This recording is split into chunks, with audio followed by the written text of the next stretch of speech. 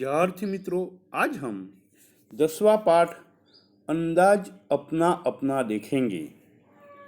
किसी भी विषय के संबंध में तर्कपूर्ण सोचना या चिंतन करना, मनन करते हुए अपनी बात को प्रकट करना तार्किक चिंतन कहलाता है। तार्किक चिंतन वैज्ञानिक अभिगम पर आधारित व्यक्ति की सोच विचार करने की मानसिक प्रक्रिया है। इस मुक्त चिंतन में व्यक्ति अपने जीवन के अनुभव, मान्यताएं और दृष्टिकोण का उपयोग माहिती का पुष्टिकरण करने के लिए करता है और माहिती की सत्यता तक पहुंचने पर निर्णय लेता है। प्रस्तुत इकाई में तार्किक चिंतन के बहुआयामी सोच का विकास विस्तार हो, ऐसे वैविध्यपूर्ण कुछ अभ्यास रखे गए हैं। तो यहाँ दिमागी दौड़ भावेश भाई वकील है। वह अपनी पत्नी लीना और पुत्र व्रज के साथ सूरत में रहते हैं। छोटा परिवार सुख का आधार होता है। तो छोटा परिवार किसका आधार होता है? सुख का। उनका जीवन भी खुशहाल था। एक बार दीपावली की छुट्टियों में वे तीनों अंबाजी गए। कहाँ गए? अंबाजी। 4 दिन बाद वापस आकर देखा तो चौंक गए। उन्होंने देखा कि घर के बाहर जो बगीचा है उसके पेड़ पौधे के कई फूल पत्ते झड़ गए। घर के अंदर आकर देखा तो पूरा कमरा धूल से खराब हो गया था। दीवार पर की लीना और व्रज की तस्वीरें भी नीचे गिर गई थी और टूट गई थी। नन्हे मुन्ने बच्चों, ऐसा क्यों हुआ होगा? वे समझ नहीं पाए। आप बड़े अक्लमंद हैं, आप ही उन्हें बताइए। तो भावेश भाई के घर की हालत देखकर ऐसा लगता है बाहर जोर की आंधी आई होगी।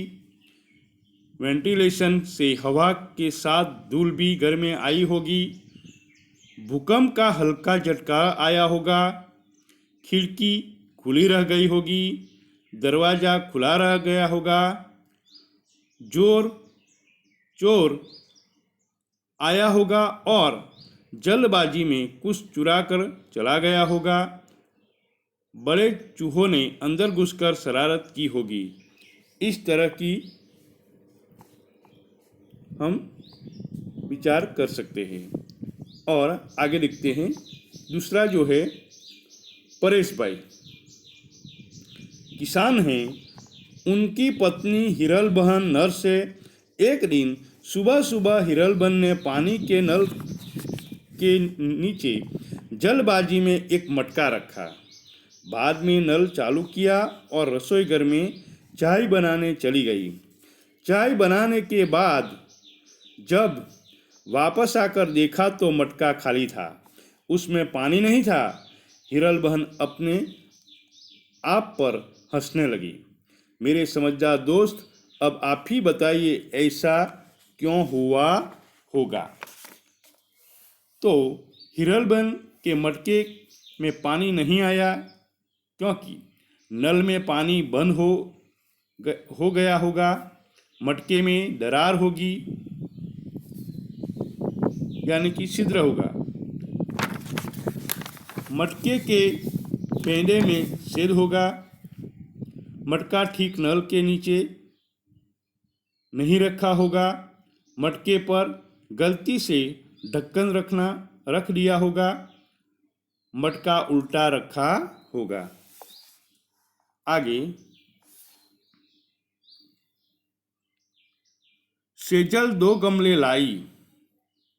यहाँ गमला के गमले एक वचन का बहुवचन हो जाता है। उनमें तुलसी के पौधे थे। क्या थे? तुलसी के पौधे। दोनों पौधे लंबाई, चौड़ाई और ऊंचाई में एक समान ही थे। जो पौधा वो लाई थी वह लंबाई, चौड़ाई और ऊंचाई में एक ही समान थे। 1 महीने के बाद दूसरे गमले का पौधा बड़ा हो गया, जबकि पहले गमले का पौधा अब भी इतना ही था जितना 1 महीने पहले था। 1 महीने पहले। मेरे बोले भाले भेजपाल दोस्तों, ऐसा कैसे हुआ होगा, आप ही बताइए। सेजल के पहले गमले का पौधा नहीं बढ़ा क्योंकि वह गमले का पौधा प्लास्टिक या नकली होगा, उसमें पानी की कमी रही होगी, उसे जरूरी हवा और प्रकाश नहीं मिले होंगे, किसी ने पौधे को काट दिया होगा, पौधे के गमले से मिट्टी निकाल दी गई होगी, गमले में उचित खाद नहीं डाली होगी। अब जो प्रश्न आगे है वह है तर्क की लगाम, कल्पना के घोड़े। आप साइकिल पर स्कूल जा रहे हैं, रास्ते में देखा तो एक आदमी हाथ हिलाकर आपको रुकने का इशारा कर रहा था। क्या कर रहा था? रुकने का इशारा कर रहा था। आप रुके। उसने कहा कि बगल वाले गांव में मेरा जाना जरूरी है। बगल वाले ने पास वाले गांव में। आपने उस आदमी को साइकिल पर बिठाया और पास वाले गांव तक पहुंचाया। वहां जाकर आपको पता चला कि वहां एक जादू का कार्यक्रम होने वाला है और वह आदमी उसका सहायक है। सहायक यानी मदद रूप। इस आदमी ने आपको जादू के खेल देखने का अनुरोध किया, पर पाठशाला पहुंचने में देरी हो जाएगी। यह सोचकर आपने मना कर दिया। उस आदमी ने सारी बात जादूगर को बताई। जादूगर ने खुश होकर आपको एक करामती चश्मे दिए और कहा कि इसे पहनने से तुम सब कुछ देख पाओगे और कुछ भी कर पाओगे। तुम्हें कोई देख नहीं पाएगा। इसका असर 1 हफ्ते तक रहेगा। कितने हफ्ते तक? 1 हफ्ते तक। आप चश्मा लेकर वापस अपने गांव की पाठशाला में आए। वहां से घर गए। दूसरे रोज नहा धोकर आईने के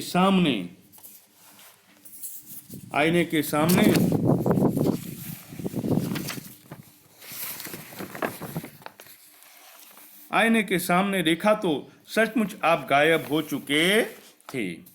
आईने के सामने देखा तो सचमुच आप गायब हो चुके थे। अब आप ही बताइए कि आप कहाँ कहाँ जाएंगे और क्या क्या करेंगे।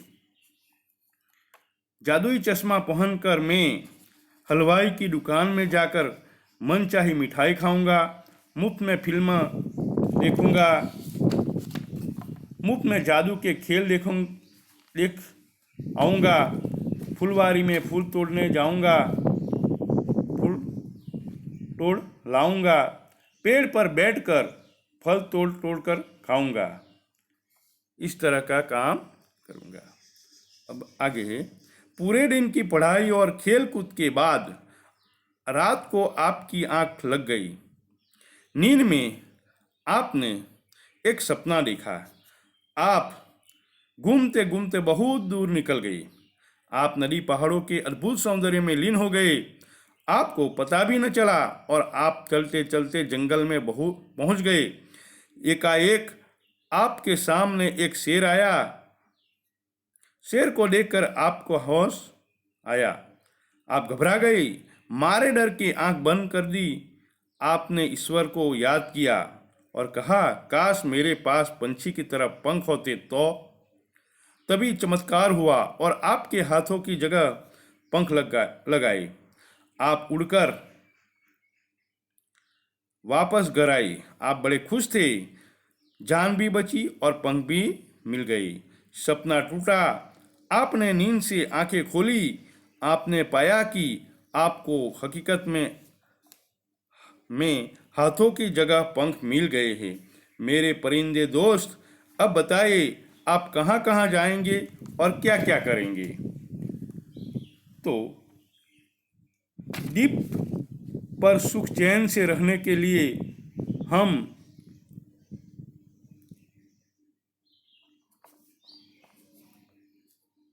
उड़ने के लिए पंख मिल जाने पर मैं आसमान में बादल के पास जाकर उन्हें देखूंगा। मैं पक्षियों के से मित्रता करूंगा, पक्षियों के साथ उड़ने की शर्त लगाऊंगा। मैं उड़कर बाजार से चीज़ें ले आऊंगा। मैं पेड़ों पर बैठकर फल तोड़कर खाऊंगा। मैं पहाड़ों पर जाकर आनंद मनाऊंगा। आगे, इस बार आपको मज़ेदार और अनोखी कसौटी होने वाली है। आपकी मज़ेदार और अनोखी कसौटी होने वाली है। एक बड़ा जहाज आपको निर्जन द्वीप पर ले जाने वाला है। वहाँ केवल मिट्टी, कंकड़, पत्थर, पहाड़ और समुद्र पानी ही है। मेरे बुद्धिमान दोस्त, वहाँ एक हफ्ते तक सुख चैन से रहने के लिए आप अपने साथ क्या क्या ले जाएंगे, सूची बनाइए। तो खाने के लिए बिस्किट, पॉपकॉर्न, सेव आदि सूखे खाद्य पदार्थ ले जाऊंगा। बादाम, काजू, अंजीर, फल आदि मेवा ले जाएंगे। एक स्टोव भी ले जाएंगे। आटा, दाल, चावल, मसाले आदि भी ले जाएंगे। एक हफ्ते तक चले इतना ही पीने का पानी भी ले जाएंगे। पढ़ने के लिए रोचक और ज्ञानवर्धक पुस्तकें ले जाएंगे। मैं क्यों मानूं? अब जो विज्ञापन है, कुछ विज्ञापन में प्रकाशित खास विधानों को गौर से पढ़िए और उस पर वाद विवाद कीजिए।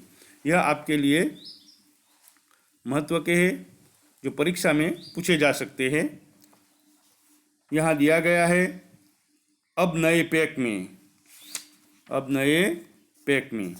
पहला जो है, अब नए पैक में।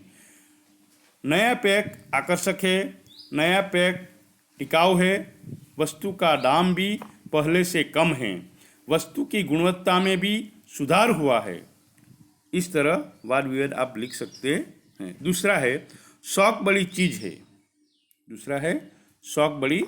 है। उसमें मुझे अच्छे खाने, कपड़े पहनने और खेलने का शौक है। शौक पूरा करने के लिए मैं पैसों की परवाह नहीं करता। शौक जिंदादिली आदमी की पहचान है। शौक पूरा करने में ही तो जिंदगी का मजा है। पहले इस्तेमाल करें, फिर विश्वास करें। तो इस्तेमाल करने पर ही तो विश्वास होगा तो अच्छी बिक्री होगी तो ही इस विज्ञापन का लाभ मिलेगा। आगे जो है, यहाँ पेट्रोल ही नहीं, विश्वास भी मिलता है। आजकल हर चीज़ मिलावटी होती है, यहाँ पेट्रोल में मिलावट नहीं की जाती। इस तरह आप वाद विवाद लिख सकते हैं। हम सिर्फ गहने नहीं बनाते, रिश्ते भी बनाते हैं। जो यहाँ आगे का वाक्य है, हम सिर्फ गहने नहीं बनाते, रिश्ते भी बनाते हैं। तो एक ही जगह गहने बनाने से एक दूसरे से अच्छी जान पहचान हो जाती है, परस्पर विश्वास बढ़ता है, पैसों के लेन देन में सहूलियत रहती है, गहरी मित्रता भी हो सकती है। पकाते हैं रसोई, परोसते हैं प्यार। हम स्वादिष्ट और पौष्टिक भोजन के लिए वहाँ जाते हैं। एक बार खाकर तो देखिए हमारे यहाँ का रुचिकर भोजन के स्वाद के साथ हमारी आत्मीयता का भी अनुभव करें। हमारे यहाँ हर व्यंजन मिलेगा, वह प्यार के रस से भीगा होगा। इस तरह आपको परीक्षा में 2 या 3 वाक्यों के सवाल में पूछे जा सकते हैं कि इस विज्ञापन का वाद विवाद लिखिए। तो आपको इस तरह लिखना होगा। अब हम स्वाध्याय में तो कुछ लिखने लायक नहीं है। जो आप को मैं देता हूँ लिखने के लिए, वह है पुनरावर्तन 2।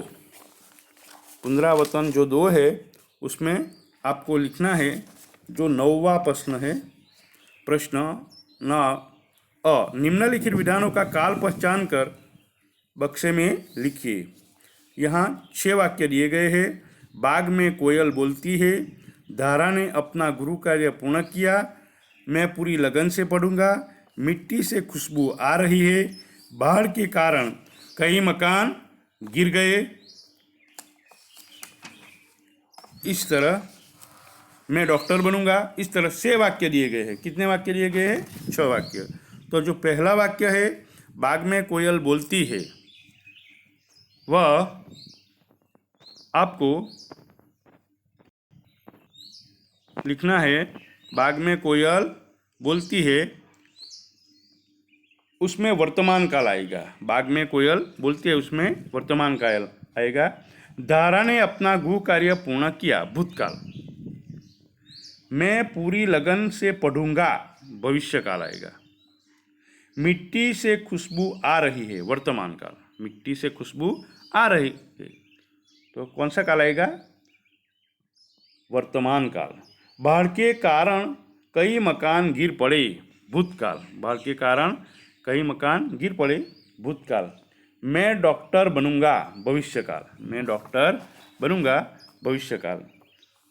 और जो ब है उसमें उदाहरण, यहाँ निम्नलिखित शब्दों से उदाहरण के अनुसार वर्तमान, भूतकाल और भविष्यकाल का एक एक वाक्य बनाइए। हम जो इस काल को हम आगे देख चुके हैं, तो यहाँ उदाहरण दिया गया है। पढ़ना, वर्तमान काल में पढ़ता हूँ, भूतकाल में पढ़ता था, भविष्यकाल में पढ़ूंगा। इस तरह आपको खेलना, लिखना और दौड़ना, इन सभी का वाक्य बनाना है। जय हिंद, जय भारत।